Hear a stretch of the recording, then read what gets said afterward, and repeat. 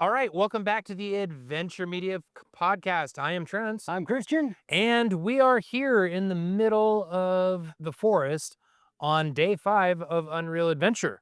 And we are doing this in the field pretty much for the first time.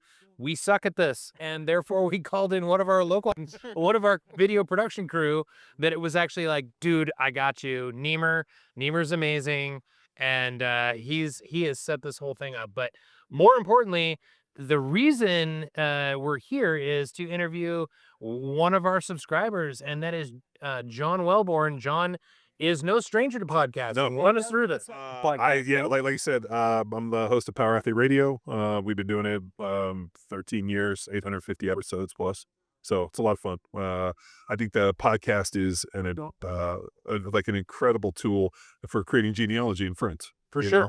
Like once you have people on the podcast, you add them to your Rolodex, and next thing you know, you have a problem or a question, a concern, and you have people to reach out to. So it's been amazing for creating this genealogy and just really increasing your like cool friends' house. Oh, yeah. Because you have people on, you're like, God, this person's fucking bitching. I just added a new friend. Yes.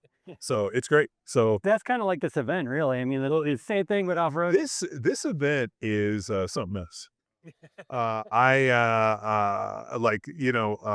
hate to admit it, but because I'm so busy with work and kids and all the other things I do, I don't have a ton of time to like clue in on all the media stuff I should. Uh-huh. And I knew about the Ultimate Adventure or Unreal Adventure. Well, I can say it used to be. It used to be. And Steven talked about it. And, because I have a square body behind you, Steven and I became friends, and he came on our podcast. I think it was episode 646. And He's got over 800 under his belt, guys. yeah, it's crazy. Yes. At least your second. We're on like 17-ish. But you guys are gonna, I always joke like the first couple hundred we were awful, and we're still awful. But so Steve and I became friends because of the trucks and the parts and whole deal. And he was the one that said, "Hey, you should apply." And I think I applied in 2020. Okay. I applied in 2020. All right. And I made the final cut, but I didn't get invited. Okay. So then I took the truck, COVID hit, I took the truck, ripped it apart, and built this crew cab. And he was like, "Man, you should reapply." And so Steven was kind of the impetus for getting me in. Who would have guessed? The square body guy got the square body guy and interested in square bodies. And what's wild is we've been like really good friends, like text and call. I'd never met him in person until we met in Utah, driving over here. No kidding. Yeah. So it was kind of an interesting like relationship where had him on the podcast. He sponsored, at a cancer charity. We built a Blazer, 74 Blazer. He mentioned that to me. And then we basically did a sweepstakes and gave it away, and he was the sponsor. So we became friends in that and connected, and it's been amazing to come and hang out with him and actually get coached up by, with some wheeling, because he's a fucking 99 level wizard. Yeah. Definitely. Oh, yeah. Profanity. Which we are doing another giveaway for 2 lasers. What is your charity? Wade's Army. So we raise money for neuroblastoma. Okay. And this year we're actually we have a 90 Blazer. DJ did a 6090 LS swap. And then the guy that won the 74 Blazer donated it back. So we're giving away 2 Blazers this year. Wow. So, Super cool. The one apply to or enter to. if you go to wadesarmy.org. And I'll tag you guys in some stuff, and you can push it out there. Great. Yeah. I'm saying off, and so it's been a pretty amazing deal. So we do that, but really just coming on this was building this truck. And I think what's fascinating is because the terrain has been so different. I mean, we were in dunes, we were in big rocks, and now we're in this. Like all I'm thinking and looking at all the trucks, I'm like, man, there's a lot of changes to make. So I should say that this is going to air way before the big event videos do. So we're not going to get so much into the details on what's happened during the trip. So these videos are going to say you guys have been amazing, like in overcoming some obstacles and some challenges and whatnot, but also just you got that behind you quick and got right back into it. Yeah. Oh, yeah. No, these guys had a huge setback right out of the gate. Day one. We're not gonna talk too much about it because there's this You'll stuff see to it. do. You'll see it in the episode. These guys, it was like ooh, Ooh, are they going to put it on the trailer? I definitely had. Can they get it on the trailer? I had to work, think out of the box a little bit and work some miracles, but No, I mean, it really came down to we just happened to find the right shop. we found the perfect shop. If we hadn't have found that shop, we would have had to put it on the trailer. Well, and I should, before we get too much further, we should probably introduce who this other gentleman is. Yeah, Matt, introduce yourself. Oh, come on. I just do all the mechanic work and everything. It's fine. But, yeah, so my name's Matt, aka DJ. Basically, I'm known as DJ in Texas. I had too many Matts working in a shop I worked at. So now I'm Daryl Jr. My dad finally got his wish. He got his name up front. But yeah, it's, I mean, where else are you going to go drive rusty trucks through the forest and try to break them as much as, and have as much fun as this? Yeah, so, and you guys hail from, we didn't really. Well, we're actually from California. So yeah, I grew up in Palo Verde area, and then he's from Southern But California you currently reside in Austin, Texas. Okay, in Austin. Yeah, Very so we were doing a bunch of military contracting for my company, and it kind of necessitated a move. And so we moved out there late 16, early 17, bought a ranch, and then contract ended, COVID hit, we just stayed. Okay. Well, right. I dream of going back to California because Texas is really hot. We do like the massive, diverse geography in Texas. I mean, Sorry, Hill Country's got some legit whaling though, Yes. for sure. It does, but the problem is there's only 3% public land. Yeah. So everywhere you go in Texas, like, you know, Contempsy and the whole deal's private. This truck is way too nice to take to Contempsy. We took a truck to Contempsy and it was like a trash compactor. So It's a meat grinder. for a yeah, truck. so when we showed up at those big rocks, and I was like, well, it could be worse. It could be a Contempsy. Gotcha. So, speaking of the truck, Okay. why don't you give us the quick and dirty rundown on the specs on the truck? Yeah, so it's a 79 Chevy K30. It has a 97 12-valve 215 pump, NB 4500 205 Magnum box, Dana 60 out of a late model, or was it 87 to 91 Ford 14 bolt Walker Evans, linked front and rear from Offroad Design, custom dash AC, and then I took 24 inches out of the frame. We shortened it on a short bed, so it's got 140.5-inch wheelbase. It's caged, and Yeah, the square body guys were very upset about us cutting an original short bed. Oh man, So- but hey, it's cool. Yeah. Nothing is sacred. Everything needs to be driven. but it's a cool truck. So So it's basically stock. yeah. Yeah. And it was Well, the doors are stock. Yeah, it was. I think that's the only part we didn't touch. It was like 10 different colors when we put it together. And like- like the engine came out of just some random fire truck we found. Like did a whole top end on it and everything. Yeah. Transmission, it's kind of a. No, the transmission came from Arizona.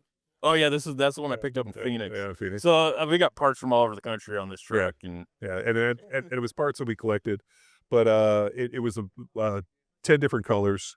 One of DJ's buddies who painted for, DJ was did mechanical for Joe Martin on Iron Resurrection, and one of their painters was opening his own shop, and he was kind of in between shops and needed some dough. He's like, "You got anything to paint?" I'm like, "Yeah, I got this truck." yeah, it's And, Brandon over at Diamond in the Rough. and then when it rolled out of the paint booth, we were like, What did you do? It's way too nice. told you to paint over all the dents, and he had done body work and it made it look really good. So I'm happy to know that we dented it and did what we needed to I've do. made sure to send him pictures of the updates on this truck. As I recall, because actually Christian was on this bucket list trip in Europe, so I'm the one that actually interviewed you for the dozen. And I specifically asked you, I was like, dude, this looks like a really, really, really nice truck. Are you, I'm fairly certain it's not going to look quite the same when you're done with it. No, Are you okay with uglying it up? yeah, and I think I said yes. Yeah, and you are. Yeah, And you have been. And you yeah, I mean, yeah, I mean, Nothing serious yet. no, surprisingly that we haven't wadded it up. It hasn't turned into a raisin yet. I mean, today when I saw all those trails, I was like, oh man, today's the day. You still a lot of tiger stripes, but also I feel like you earn all that stuff. Absolutely. And well, yeah, like if you have this bitchin' rock crawler, it's linked and coilovers and kings and all this, and you don't really ever use it, then like, what good is it? It's a pavement princess. Yeah. So, and the ability to come on something like this, I mean, this is kind of historic. Like, 25 years you guys have been doing it, and people apply and then to basically just show up and be like, all right, let's chase and do our work. So, it's pretty cool. But the problem I run into is the whole time I'm driving it, I'm like, ooh, I don't like this. I don't like this. I would Yeah, change that's this. it. Just because we would never be in this situation. Yep. Like, where else are you going to go live in your truck? Yep. Drive 12 hours for a week Yeah. and 12 plus hours chasing people around that have such capable vehicles. Like between, like your buggy and, the summer camp Jeep. I mean, and these things and Steven, I mean, it's pretty amazing to see what everybody has. And to see Tiger drag Oh yeah. that van through is So, the most impressive. 4-bedroom apartment running through these That guy- trees. Yeah, that guy has Matt's guess. That is always a crowd favorite every year. It's the big green van has come to be known, and Yeah, it's a neat experience, and I don't know if I would have ever come and wheeled in this part of the world. right. Like I said, I'm from California, but to come to like Oregon and do this, and then have trails, and you'll see on day 5, I think we had a little bit of drama, but to be able to have drama and have people jump in that are so talented and can kind of get you out of places. I mean, I can't imagine being up in that situation by yourself. Oh Yeah. yeah, no, for sure. Well, for sure. it's kind of a team building experience too. At the end of it, you go in as individuals and you come out as family. As corny as that might sound, it's truth. So, we've asked this of everybody. So, obviously, you applied to UA. You had some idea what it was. You've had you probably inevitably you have some preconceived notions in your head. Have has it kind of panned out the way you wanted? Has it been a complete right turn in terms of like overall what you expect? No, I know this is going to sound absolutely insane.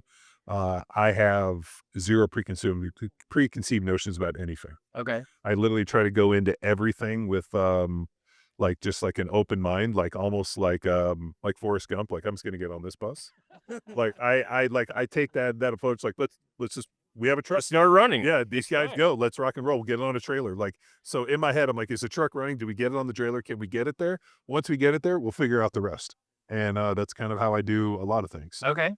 So I don't suffer from analysis by paralysis or fear or anything. Even when today I was upside down, it's like, are you nervous? I'm like, no, if this is my time. He was crying like a baby. Yeah, you're the one that got out. The women got out. You wanted pictures. You're the girls. You wanted to show off. But even when I was there, the guy's like, you nervous? I'm like, no, if this is my time. I've forwarded death so many times.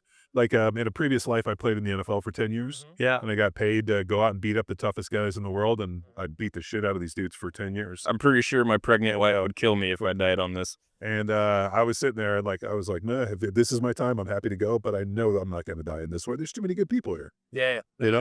Yeah, Yeah. we try not to make that happen. Yeah. No. I mean, but as we started to slip and people, the guys are, you nervous? I'm like, no, why are you guys? We were definitely in good hands. I'm like, we'll be fine. I've been in way more dangerous situations than that. No. That's true. Yeah, there's no 400-pounder on the other side of the line. Really, I rode a motorcycle 200 miles an hour without a helmet on. Oh yeah, I don't recommend it. Yeah. So don't recommend. I would. Yeah. Don't do that stuff. So when I was younger, when I played in the NFL, I was extremely reckless. Yeah. And used to live life as it should. And I think now that I'm older and I have kids and a wife, I'm still the same moron. I still don't slow down. No, I still don't slow down. What is it? What's the classic saying? With age comes a cage. Yeah. Well, and the whole time I'm watching Jeff Durham in that little blue truck, being like, man, I would so drive the shit out of that thing.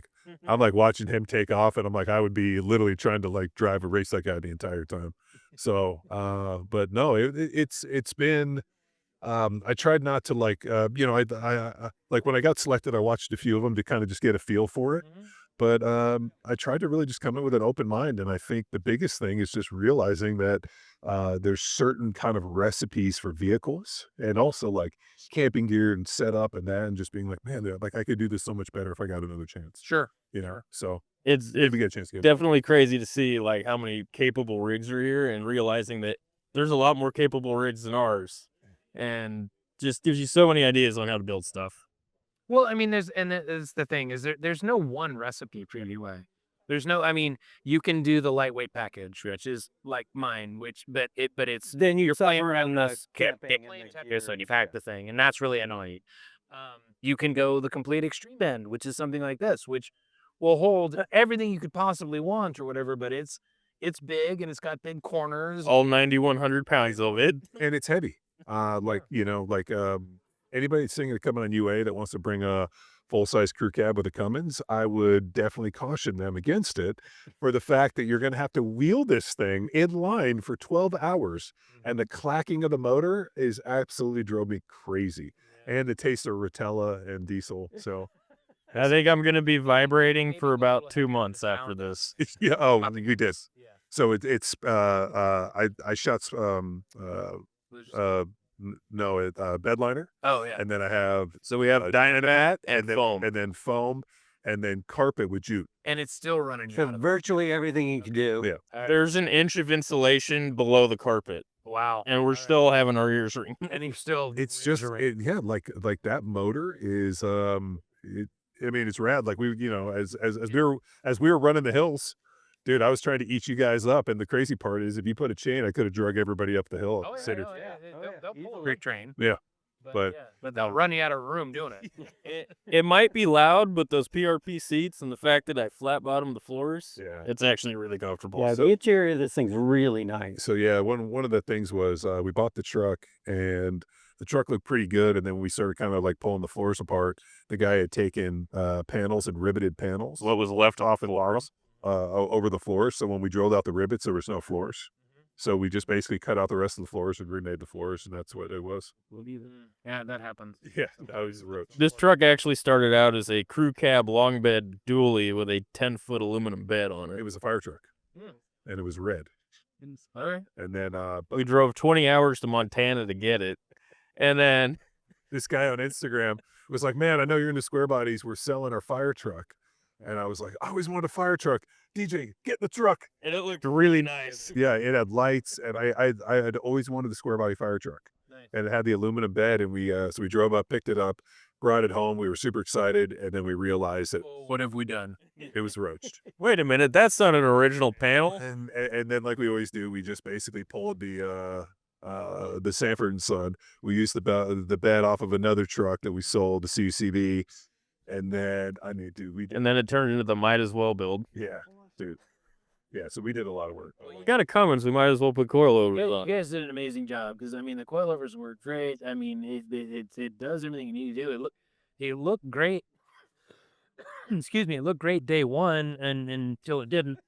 Which we'll get into that, and that'll be. Well, it's a little heavy. It's a little heavy to stack whoops. Yeah. And when we were in the dunes and the sand, it's just too heavy for the sand. It's not a dune hoon. It's not a dude. No, and we figured that out after a triple whoop at 60 and a bent up. But like I said, we, that was kind of an existential moment. It's like, do we load it back on the trailer? And I was like, you know what? If we don't at least try to fix it, then we're going to be those dudes. Hey, you remember those guys that came on? They got junked out. Yeah, no, you don't want to be that guy. It was definitely touch and go, but as soon as we got in that shop and I saw the anchors on the floor, And the guy had a torch. He had everything. I can do it. I was like, dude. I can fix this. And we have the technology. We have done the fix before. Yeah. And the guy actually had a better setup than the one we used. Okay. And then he's like, "Hey, dude, do you want to weld something on the bottom?" We're like, "Yeah, what do you got?" And he came in with scrap, and it was C-channel. Like rusty 3/8 C channel. What? And he welded on the bottom. I'm like, this actually looks better than what we came with. And that's super cool because like I mean, obviously in your career you don't have a lot of give up anyway. Yeah. And I knew you were pretty well wired that way. And so because I knew you were really discouraged when this happened. Yeah. But I knew you didn't have a lot of give up in you, and I knew you guys are. Yeah, we'll figure it out. John just wanted to make the truck look like an old Volkswagen. Well, a lot of times I think people are too stupid to quit, and I think that's me. I'm just like, he's too dumb to quit. I'm kind of like, you know what? And what was funny was we pulled the back axle shafts, and we were driving out there, and I saw this fish and chip like food truck. And I was like, DJ's get fish and chips. He's like, we got to get there. I was like, no, the guy can wait, dude. So we went back. We got these fish and chips. It was next to like a marijuana dispensary, which is cheap. That describes Oregon. Yeah. So I mean, it's pretty ingenious. So put some food near the fire. We had a Mexican spot and a fish and chip spot. So we got fish and chips, and we were sitting there just kind of like game planning. And it's like, all right, we're gonna go to this spot. If we can fix it, we fix it. If not, we got to like drive it back and get it to the trailer. Like we don't really have an option. We got there, and then on a Sunday, and the kid had the perfect setup, and I was like, I guess we're back in the fight. And then we were able to hammer and meet you guys at the hotel. And Yeah, that was awesome. We're surprised at you guys. Oh yeah. Yeah. Just right here. Let's go. All it took was a 50-ton press and a whole lot of heat. And moving under its own power. And then, then we were able to drag it up a bunch of gnarly rocks. That was awesome. Yeah. I had that is by far the most technical wheeling I've ever done. So to be able to do that was pretty neat. I was like, whatever else would I ever get the chance to hit instead of the rocks? Yeah. Because, it attempts these big rocks, but it's not like a rocks garden like that. Sure. So to be able to do that, the only time we were able to do anything like that was Heavy King of Hammers. And Parting thoughts in terms of what do you think of the event overall? How that has this changed your view of four-wheeling or anything like that? No. We would like to go to dinner. Yeah, I would think that we could work in some cool restaurants to go to. When we came off the ferry and we were all parked, there was all those cool bistros. We could have stopped and had one. I was like, man, look, these guys were eating steak, and I'm like, this looks great. Let's eat something. No, you get Wingstop at 11 o'clock Yeah, at no, I night. wasn't happy about that. And unfortunately with an event like this, because there's so many moving parts. If you stop to eat, it's just gonna be a mess. Yeah, because every time you stop the group, it's an hour. Yeah. 45 minutes at minimum. And No, you guys run a good event, and it's been one, it's cool to meet all the industry people. It's great to meet Steven and his son and hang out with them and see their trucks and then get feedback from him. But I think in terms of just industry and seeing what's out there, I am so impressed with these tires. These Milestars. Yeah. Beyond impressed. Beyond impressed. Yeah. When I read the reviews, they were kind of hit or miss. I will literally run these on all my trucks from now on. I will say this: we are 2 days away. We still have 2 more days of this event, but if we complete these 2 days, it will be 3 years running that we have not had a Milestar failure. Yeah. 3 years of hardcore running on UA. I don't think you could put tires through a bigger torture session than what we've done today. Especially not on On a 9,000 pound brake. These Jeeps over here, I get it, some of these others, but this thing's 9,000 pounds. It's a pig. And we went up rocks and There's been a dozen times I've watched the front of this truck go over stuff where I'm like, that tire's going flat. There's no way. Yeah. And it just takes it, keeps going, and we haven't had a single issue. Yeah. So no, I'm really impressed with the industry partners. I got to introduce you guys to the guys from Yeti. They're one of our sponsors. Okay. Oh yeah. Yeti, I think, would be perfect for this event. They would. Yeah. Dude. Yeah. So, For sure. but yeah, I think this is a great event. Yeah. And if you have a cool truck, you should apply. There you And go. hopefully, yeah. That's Thank it. you. Yeah. Thank you. So, all right. So let's wrap this thing up.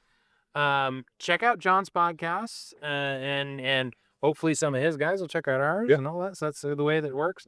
Like, subscribe, watch another video, all that stuff.